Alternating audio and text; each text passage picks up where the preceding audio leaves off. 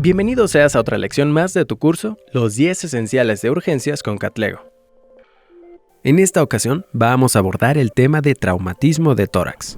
Iniciaremos repasando la definición que nos menciona la Guía de Práctica Clínica. Son las lesiones producidas en la pared torácica, en órganos o estructuras intratorácicas por fuerzas externas de aceleración, desaceleración, compresión, impacto de baja y alta velocidad, penetración de baja velocidad y electrocutamiento. En cuanto a la clasificación, se divide en dos grandes grupos. A. Trauma cerrado de tórax. B. Trauma abierto o penetrante de tórax. Epidemiología. Hablando de números, según lo reportado en la Guía de Práctica Clínica, se ha reportado que 8 de cada 100,000 son letales. Las principales causas son las asociadas a accidentes de vehículo motor 43%, suicidios 29%, homicidios 22%. Importancia del trauma de tórax. Las lesiones del tórax ocasionadas por traumatismos, ya sea cerrado o penetrante, tienen bastante importancia, ya que los órganos torácicos están implicados de forma estrecha en el mantenimiento de la oxigenación, la ventilación y la circulación. Las lesiones torácicas, de no ser reconocidas y tratadas a tiempo, pueden ser causa de morbilidad significativa. La hipoxia, la hipercapnia, la acidosis y el shock pueden ser consecuencia de un tratamiento inadecuado de las lesiones torácicas a corto plazo y contribuir a complicaciones tardías como el fracaso multiorgánico. Lesiones que ponen en peligro la vida de manera inmediata. En el trauma torácico hay lesiones que ponen en peligro la vida de manera inmediata. La Guía de Práctica Clínica comenta que son las siguientes: ruptura u obstrucción de tráquea o bronquios, neumotórax o neumotórax a tensión, neumotórax abierto, tórax inestable con contusión pulmonar, hemotórax masivo, tamponamiento cardíaco. Más adelante se abordará el diagnóstico y tratamiento de cada una de estas patologías por separado. Lesiones que ponen en peligro la vida de manera inmediata. Obstrucción de la vía aérea. De manera inicial, el diagnóstico de esta patología es clínico y se debe de tener una alta sospecha en un paciente politraumatizado, ya sea con mecanismo contundente o penetrante. La obstrucción de la vía aérea puede ser resultado de inflamación, hemorragia o vómito. Puede interferir con el intercambio de gases. En cuanto al diagnóstico, durante la valoración primaria, buscar evidencia de falta de aire, tal como retracción de los músculos intercostales y supraclaviculares. Inspeccionar la orofaringe en búsqueda de obstrucción por cuerpo extraño. Escuchar la evidencia de obstrucción parcial de la vía superior, estridor, o un cambio notable en la calidad de la voz en los pacientes que son capaces de hablar. Durante la palpación, buscar crépitos en la parte anterior del cuello. Obstrucción de la vía aérea. Tratamiento. Una maniobra inicial es la aspiración de secreciones. En la mayoría de los casos es necesaria la colocación de una vía aérea definitiva. Lesión de árbol tráqueo-bronquial. Es otra de las lesiones que ponen en riesgo la vida de manera inmediata. La lesión en la tráquea o los bronquios principales es una condición poco común, pero potencialmente fatal.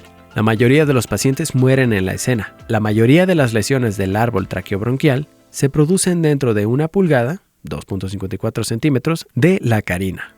Los pacientes típicamente se presentan con hemoptisis, enfisema subcutáneo cervical, neumotórax a tensión y o cianosis. Lesión del árbol tráqueo-bronquial. Es importante mencionar que la broncoscopía confirma este diagnóstico, la colocación de una vía aérea definitiva. La intubación de los pacientes con lesiones tráqueo-bronquial es con frecuencia difícil debido a la distorsión anatómica de un hematoma paratraqueal. Lesiones de la orofaringe asociados y o a la lesión tráqueo-bronquial en sí. Se debe obtener valoración por el servicio de cirugía de manera temprana. Ahora pasaremos al siguiente tema, neumotórax a tensión.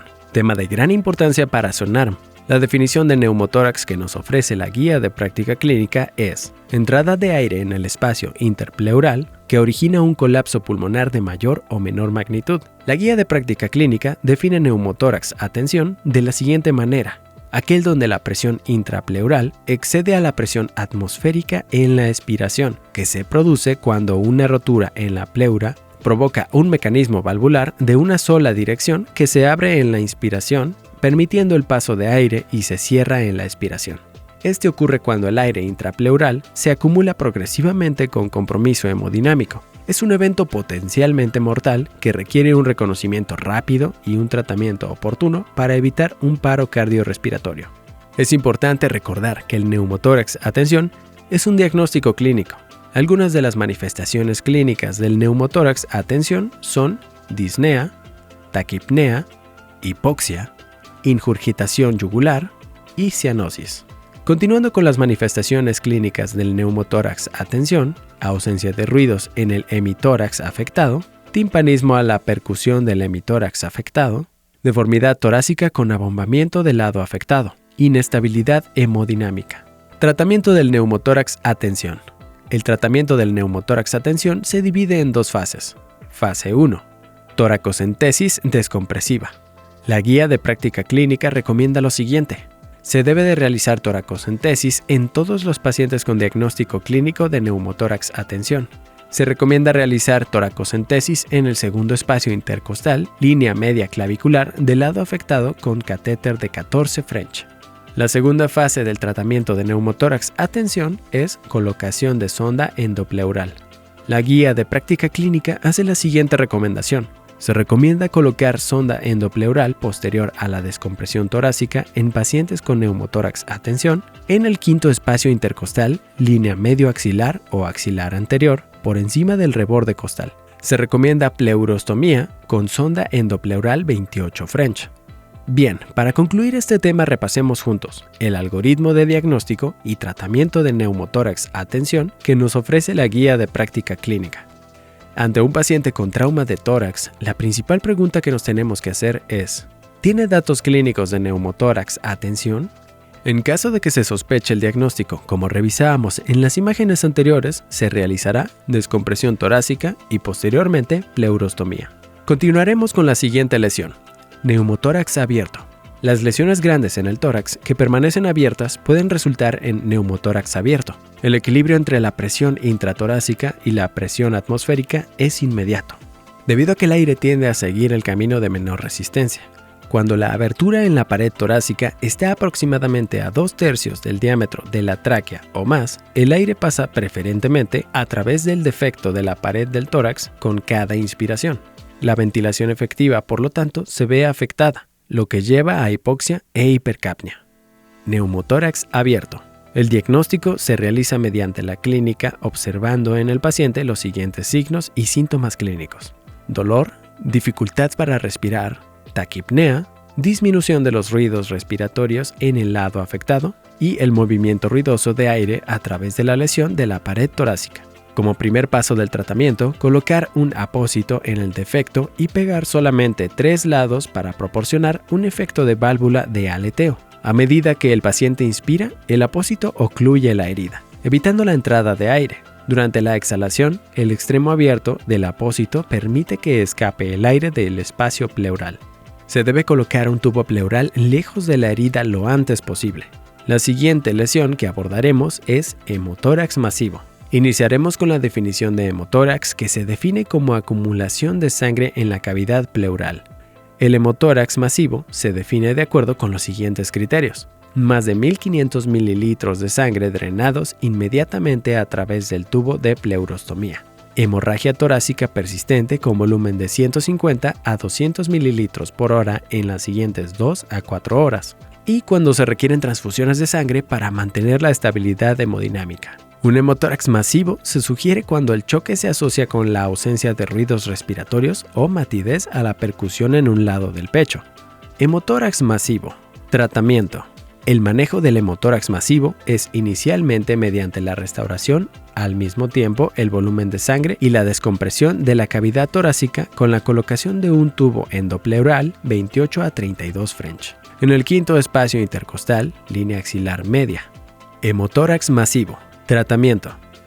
Se recomienda en pacientes con trauma de tórax con diagnóstico de hemotórax masivo realizar tracotomía de manera inicial por un cirujano con entrenamiento y experiencia. Hemotórax masivo. Finalmente analicemos juntos el algoritmo de diagnóstico que nos propone la guía de práctica clínica para hemotórax masivo. Ante un paciente con trauma de tórax, la primera pregunta por responder es: ¿tiene datos clínicos de hemotórax? En caso de demostrar que presenta los datos clínicos que señala la guía, está indicada la pleurostomía. Continuando con el algoritmo, la segunda pregunta a responder es: ¿presenta criterios de hemotórax masivo? En caso de presentarlos, es importante la disposición de hemoderivados y la valoración por cirugía para valorar toracotomía del paciente. La siguiente lesión que abordaremos es taponamiento cardíaco. La guía de práctica clínica nos ofrece la siguiente definición: compresión del corazón que ocurre cuando se acumula sangre o líquido en el espacio entre el miocardio, músculo del corazón, y el pericardio, saco exterior que cubre el corazón. Esto se traduce en una disminución del gasto cardíaco debido a la disminución de flujo de entrada al corazón. Taponamiento cardíaco. En cuanto al diagnóstico, el taponamiento cardíaco agudo tiene un inicio repentino. Puede estar asociado con un dolor torácico, taquipnea y disnea. La presión venosa y yugular está marcadamente elevada y puede estar asociada con distensión venosa en la frente y el cuero cabelludo. Los sonidos del corazón a menudo están silenciados. El electrocardiograma en el taponamiento cardíaco generalmente muestra taquicardia sinusal y también puede mostrar bajo voltaje o alternancia eléctrica. Una radiografía de tórax que muestra una silueta cardíaca agrandada con campos pulmonares claros se puede ver en un taponamiento cardíaco. Se sugiere realizar ultrasonido FAST en pacientes con sospecha de taponamiento cardíaco, si se cuenta con los recursos necesarios para ello. Continuando con el abordaje diagnóstico o taponamiento cardíaco, los procedimientos habituales para el diagnóstico de taponamiento cardíaco secundario a trauma de tórax son: la punción pericárdica, pericardiocentesis, procedimiento en el que se emplea una aguja para extraer líquido del saco pericárdico. La ventana pericárdica, técnica quirúrgica en la cual se realiza una incisión en el pericardio para evidenciar hemopericardio. En cuanto a estos procedimientos, la guía de práctica clínica nos hace las siguientes recomendaciones. No existe evidencia que compare la pericardiocentesis pericárdica para realizar una recomendación. Taponamiento cardíaco. Tratamiento.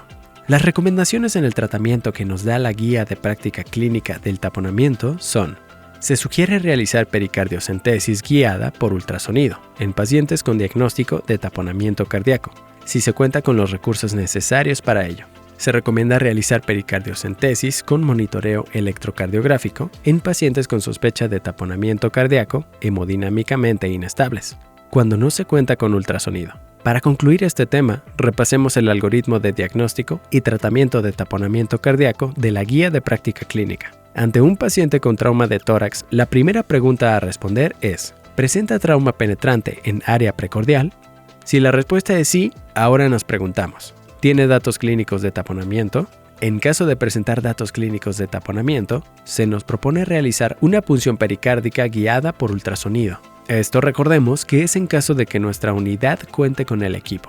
Y como último paso del algoritmo, recordemos siempre que es necesario solicitar la valoración por cirugía.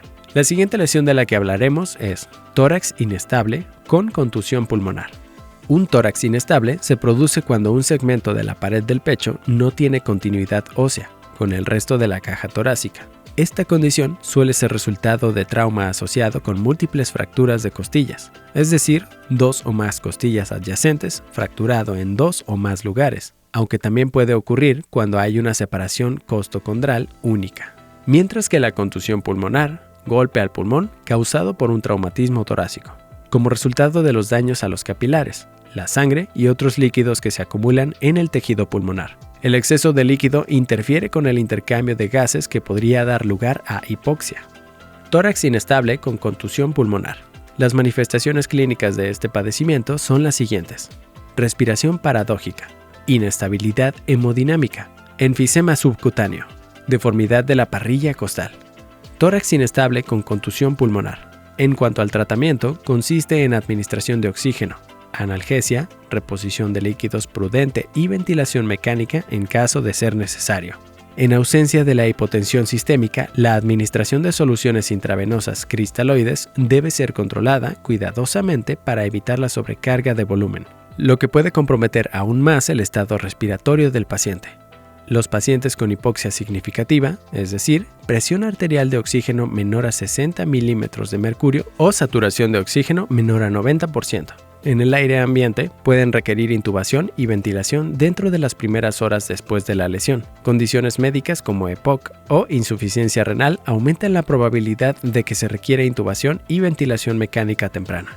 Para concluir con el tema, repasemos el algoritmo que aparece en la Guía de Práctica Clínica de Diagnóstico de Tórax Inestable.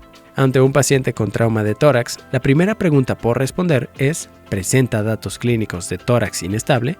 En caso de que la respuesta sea sí, el siguiente paso del algoritmo es una gasometría arterial para valorar la necesidad de ventilación mecánica invasiva o no invasiva.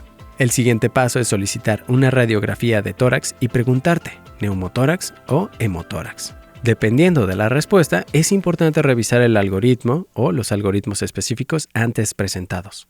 Bien, es momento de hablar de la última de las lesiones, que es ruptura aórtica traumática. La ruptura aórtica traumática es una causa común de muerte súbita después de una colisión del vehículo o caída desde una gran altura.